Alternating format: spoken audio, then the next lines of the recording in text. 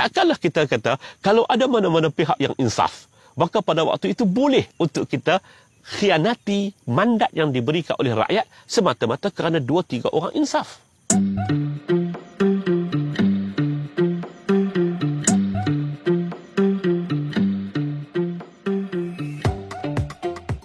Tuan-tuan, malam tadi, ataupun semalam, kemarin, kata orang Kedah, Dr. Fadli Hassan, pengurusi Jawatankuasa Pendidikan Tinggi dan beberapa portfolio yang lain, Esko Kerajaan Negeri Kelantan, seorang bekas pensyarah daripada UIA, dan beliau juga adalah Jawatankuasa PAS Pusat, Jawatankuasa Kerja PAS Pusat.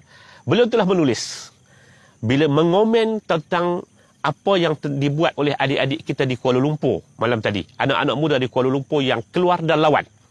Kita boleh berbincang tentang mereka, patut ataupun tidak patut ketika mana kes ini duduk dalam keadaan ini, patut ataupun tak patut. Mungkin ada orang yang kata tak patut mereka berhimpun untuk berdemonstrasi, yang patutnya adalah berhimpun untuk makan durian, yang patutnya berhimpun untuk mempertahankan kuasa di rumah Muhyiddin Yassin di Bukit Damansara, itu mungkin patut.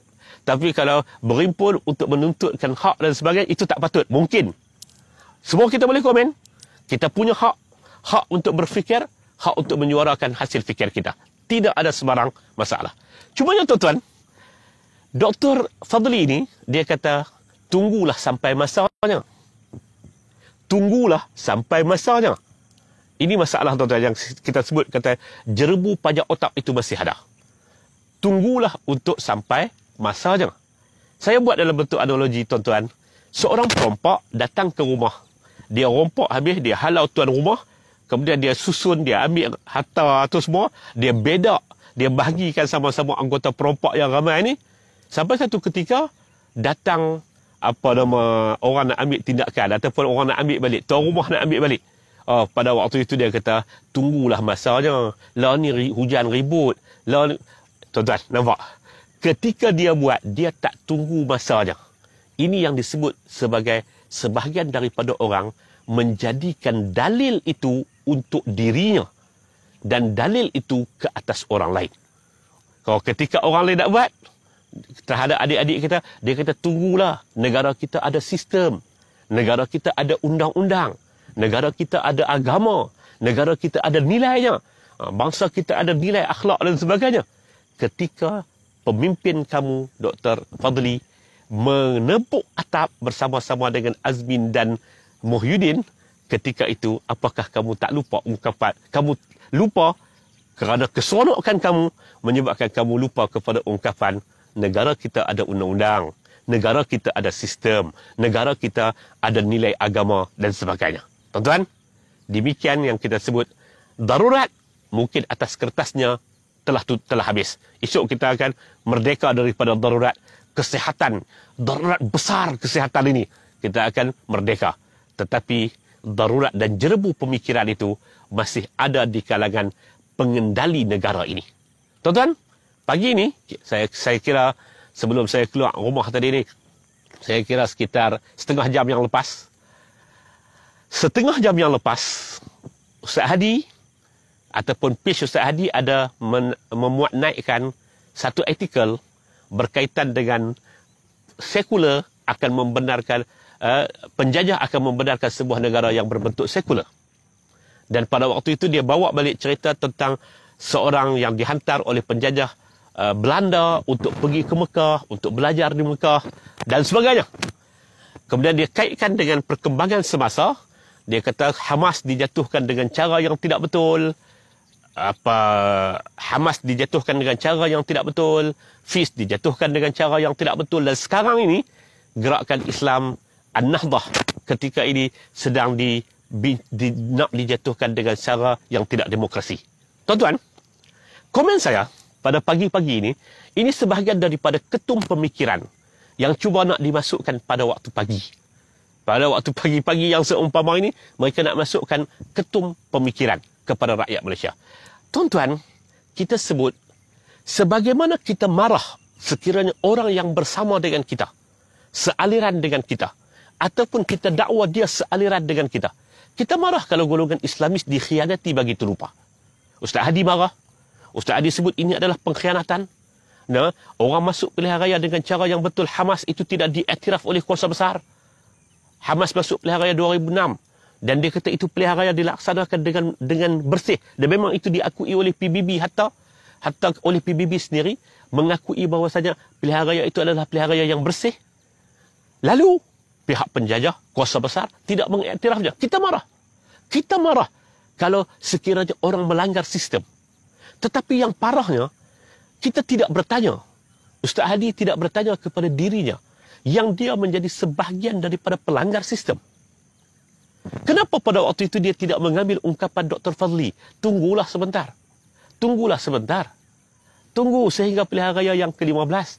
Kenapa pada waktu itu dia perlu untuk berkomplot dengan Azmin Ali? Mungkin dia kata kerana Azmin Ali sudah insaf. Ya, keinsafan Azmin Ali, kalaulah insaf itu yang dimaksudkan, dia tidak boleh, dia tetap berada di luar sistem. Takkanlah kita kata, kalau ada mana-mana pihak yang insaf, maka pada waktu itu boleh untuk kita khianati mandat yang diberikan oleh rakyat semata-mata kerana 2-3 orang insaf. Tuan-tuan, ini cara fikir yang tak betul. Dan lebih bahaya apabila yang berfikir dan mengajak kita untuk berfikir dengan cara itu adalah orang yang memakai jubah. Orang yang memakai serban. Serban dan jubah itu tidak pernah silap. Tidak ada salahnya. Tidak ada cacat celahnya. Tetapi apabila orang menjadikan itu sebagai benteng. Dia ulama. Dia bercakap itu mungkin berdasarkan pengetahuannya dan sebagainya. Tetapi pengetahuannya dan tindak lakunya itu berbeza-beza. Satu ketika tak perlu tunggu kepada masa. Kenapa? Kerana apakah Ustaz Hadi nak menggambarkan bahawasanya kalau sekiranya kelompok Islam dia boleh buat apa sahaja. Dan ini bahaya untuk nama baik Islam. Kalau orang yang digerakkan Islam, Islamis, parti politik Islam, nama dia Nahdah mungkin, namanya Parti Keadilan Mesir mungkin, namanya Hamas mungkin, kalau mereka ini dikhianati, kemenangan mereka tidak diiktiraf, maka pada ketika itu kamu akan bangkit dan kamu akan menulis. Kamu akan marah. Kamu akan kata ini adalah pengkhianatan. Kamu akan kata ini syarat yang tidak dipenuhi dan sebagainya. Kamu akan sebut macam tu. Tetapi apabila yang kena kepada yang kamu lakukan, maka pada ketika itu kamu lupakan terus apa yang disebut oleh kamu sendiri tentang apa yang terkena kepada para Islamis. Tuan-tuan, pemikiran ini bahaya, tuan-tuan. Apakah kalaulah kita ambil dalam bentuk contohnya, tuan-tuan, apakah kalau rumah satu orang Muslim diceroboh, ada penyamun masuk, maka itu salah. Tapi kalau rumah orang yang bukan Islam itu dimasuki, maka itu tak salah apa. Pasal apa? Pasal dia bukan Islam. Kita adalah Islam. Cara itu tak salah. Ataupun kalau geng kita dilakukan apa-apa, maka itu salah. Tapi kalau kita lakukan terhadap orang lain, maka itu tidak salah. Tuan-tuan, hak inilah yang kita sebut sebenarnya apa yang dipanggil sebagai syarat. Syarat itu kita boleh terjemahkan sebagai sistem. Syarat itu kita boleh terjemahkan sebagai sistem yang mengatur kehidupan manusia. Kalaulah tanpa syarat yang disepakati bersama, maka negara itu akan jadi huru-hara. Negara itu akan jadi bermasalah. Hari ini, bila sekali Muhyiddin langgar sistem, disokong dan diberikan hujah bertalu-talu oleh Ustaz Hadi akan jadikan hujah. Bila tuan-tuan baca, kita pun tak tahu apakah dia nak maksudkan bila dia kata penjajah membenarkan pemerintahan sekular, apakah dia nak maksudkan kerajaan Hakla ni bukan kerajaan sekular. Kita tak tahu. Tak tahu cara fikir. Dan ini cukup berbahaya. Berbahayanya kerana dia disebut oleh orang yang memakai jubah dan serban dan orang yang dipromosikan sebagai seorang ulama. Kepada orang yang bukan Islam, dia akan mendatangkan satu cara pandang yang tidak tepat. Rupanya kalau yang dibuat itu ke atas golongan Islamis, zalim, salah, sebagainya. Tapi kalau yang membuat itu golongan Islamis, maka tak apa, betul. Ini salah. Syekh Abdullah bin Bayyah menyebut, salah satu daripada maqasid agama pada hari ini adalah untuk melindungi kesucian nama baik agama. sehingga orang tidak pandang serong kepada agama itu. Sehingga orang tak pandang serong kepada agama itu. Orang tengok atas nama agama, kalau orang buat terhadap kita, maka kita anggap itu bahaya, khianat, pembohong, pendustaan dan sebagainya. Tapi kalau kita buat ke atas orang, maka itu dibenarkan. Bahaya, tuan-tuan. Bahaya. Dan pemikiran ini adalah pemikiran yang cukup bahaya. Isi kandungan sepenuhnya, kita akan ulas petang-petang sikit lagi. Tapi yang pentingnya pagi ini, setengah jam yang lalu lebih kurang, Ustaz Hadi memuat naik. Dan ini komentar untuk saat ini, bahayanya apabila kita terus mengungkit-ungkit perbuatan orang ke atas kita, tapi dalam bahasa yang sama kita lupakan. Kita yang saya maksudkan ini adalah golongan Islamis yang macam Ustaz Hadi ini, yang kalau kita bersama dengan komplot pengkhianatan dan sebagainya, maka ketika itu kita anggap kata boleh. Bahaya. Nama baik agama ini akan disalah tanggap oleh orang lain. Mungkin orang bertanya, oh rupanya bila orang anggap kata itu pula dikaitkan dengan agama. Apatah lagi semalam dia sebut kata orang yang nak jatuhkan kerajaan PN ni adalah orang yang menyelewengkan agama. Allahu Akbar. Tuan-tuan, ketum pemikiran ini perlu terus dilawan. Kita akan tercedera parah. Tapi kita akan terus melawan. Kerana melawan pemikiran ketum fikrah ini adalah sebahagian daripada tuntutan untuk kita memurnikan nama baik agama itu sendiri. Satu ayat untuk saya dan untuk tuan-tuan dan untuk kita bersama, juga untuk Ustaz Abdul Hadi Awang. Ya ayyuhallazina amanu lima taquluna ma la taf'alun. Wahai orang-orang yang beriman, kenapa kamu tidak kata apa yang kamu lima taquluna ma la taf'alun. Kenapa kamu kata apa perkara yang tidak kamu lakukan? Tidak lakukan. Yang Al-Quran kata, ya'dilu huwa aqrabu littaqwa. Berlaku adillah dalam menulis, berlaku adillah dalam bertindak, berlaku adillah hatta dalam berfikir, kerana dia amat hampir kepada takwa. Sebagaimana tak boleh dibuat kepada pihak lain, tidak sebagaimana tidak boleh dibuat pengkhianatan itu kepada kita, demikian tidak boleh dibuat pengkhianatan itu ke atas orang lain. Kerana hak untuk hidup ini sama sahaja di muka. COVID nampaknya makin meningkat dan lebih teruk lagi apabila cara fikir pengendali negara kita ini berada dalam keadaan jerebu yang amat teruk. Contohnya tuan-tuan, ketika Parlimen nak bersidang, semua anggota Parlimen, semua orang yang terlibat dengan Parlimen, kaki tangan Parlimen, pegawai-pegawai kepada ahli Parlimen semua dipanggil untuk buat swab test. Dan keputusannya daripada jumlah sekian ribu, satu ribu lebih, pada waktu itu didapati yang positifnya adalah sebanyak 2.8% daripada seramai 1,000 lebih yang hadir untuk dilakukan saringan tersebut. Tapi apa keputusannya? 2.8% ini ambangnya dia masih boleh lagi bersidang, kerana kalau ikut WHO kononnya 5% barulah perlu untuk diisytiharkan tentang kawasan itu kawasan yang tidak boleh dimasuki dan sebagainya, yang perlu dibuat PKPD dan sebagainya.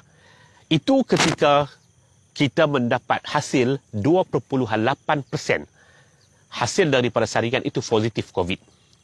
Tapi hari Khamis yang lalu sekali lagi dibuat, kerana tiba-tiba COVID melanda pada jam 12 tengah hari, apabila dalam masa yang sama keluarnya kenyataan daripada istana berkaitan dengan satu orang menteri yang bernama Taqiyuddin dan juga keseluruhan kerajaan itu sendiri yang buat keputusan, keseluruhan kabinet itu sendiri yang buat keputusan yang amat-amat ganjil. Bila macam tu, apa yang berlaku? Dibuat saringan dan hasil saringannya 0.9%. Ketika 2 lebih itu, ketika itu masih selamat untuk bersidang, tak ada masalah apa. Tapi ketika 0.9%, ketika itu dia amat-amat membahayakan. Sehingga dengan satu surat daripada DG, dia membatalkan persidangan satu institusi yang tertinggi, salah satu daripada cabang di Malaysia. Salah satu daripada cabang pentadbiran ataupun cabang legislatif di Malaysia tidak boleh bersidang kerana 0.9% daripada orang yang disaring itu positif COVID. Tuan-tuan, daruratnya pemikiran pengendali negara kita. Daruratnya pemikiran mereka ini. Darurat yang amat teruk. Cara fikir mereka ini sepuncanya semata-mata kerana mereka ingin mengekalkan kuasa. Tuan-tuan, pagi ini saya dah menulis berkaitan dengan apa yang berlaku pada tahun 2018. Pada tahun 2018, awal tahun 2018, ketika mana saat negara sedang menghadapi, ketika saat negara itu pada waktu itu sedang bersiap sedia untuk berhadapan dengan pilihan raya umum yang ke-14. Pada waktu itu, Pakatan Harapan Negeri Kedah telah mengadakan satu taklimat kepada pimpinan semua parti-parti komponen. Saya hadir atas kapasiti pada waktu itu sebagai pengarah komunikasi Parti Amanah Negara Negeri Kedah. Antara yang memberikan taklimat pada hari itu adalah Tan Sri Muhyiddin Yassin.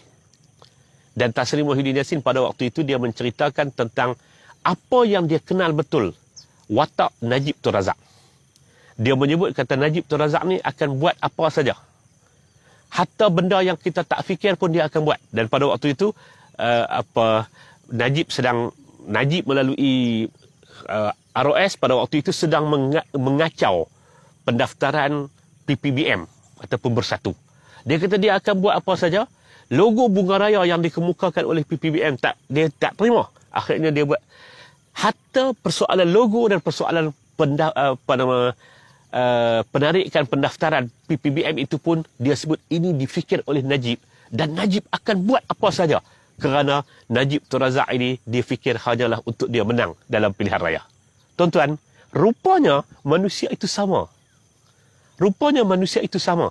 Selagi mana dia tidak berada di tampuk, ketika itu dia bercakap sedap. Ketika mana dia tidak ada di tampuk, ketika itu dia cakap cukup sedap. Tan Sri Muhyiddin kata Najib ni satu orang pemimpin yang akan buat apa saja. Bila dia duduk di tampuk pemerintahan, tuan-tuan tengok apa beza dia dengan Najib. Paling tidak, Najib Tun Razak yang dia nak pertahankan adalah kuasa yang dia dapat melalui pilihan raya yang sah. Muhyiddin Yassin, dia buat apa saja termasuk cukup cara fikir dia cukup ganjil. Ketika 0.9% daripada jumlah saringan itu positif, tidak boleh bersidang. Cukup bahaya. Tapi ketika 2.8% boleh bersidang, ketika itu dia cukup aman dan damai. Cara fikirnya cukup teruk. Dan itulah yang dikatakan. Dia kata kepada Najib, rupanya itulah juga wataknya. Manusia, bila sampai kepada satu keadaan, dia sanggup buat apa saja. Dan antara apa saja yang dibuat oleh Tan Sri Muhyiddin Yassin itu, ialah sekarang ini pasaran jual beli wakil rakyat itu sedang berlaku rancak. Dan dalam masa yang sama, apa yang boleh menyelamatkan, hatta kalau dia perlu ditertawakan oleh sejarah, dia buat juga. Walaupun dia akan mangsakan sesiapa. Semua perkara dia sanggup buat demi sebuah nama yang namanya adalah kuasa. Tan Sri Muhyiddin Yassin tak lebih banyak baik daripada Najib Tun Razak. Bahkan lebih teruk dan lebih ganas dan lebih jahat daripada Najib Tun Razak. Najib Tun Razak paling tidak dia ingin mempertahankan kuasa yang dia dapat melalui pilihan raya yang sah. Orang boleh pertikai tentang kebersihan pilihan raya tersebut, tetapi dia dapat melalui pilihan raya yang sah. Adapun Muhyiddin Yassin ni, dia nak mempertahankan kerajaan yang dia dapat daripada Tengku Arab.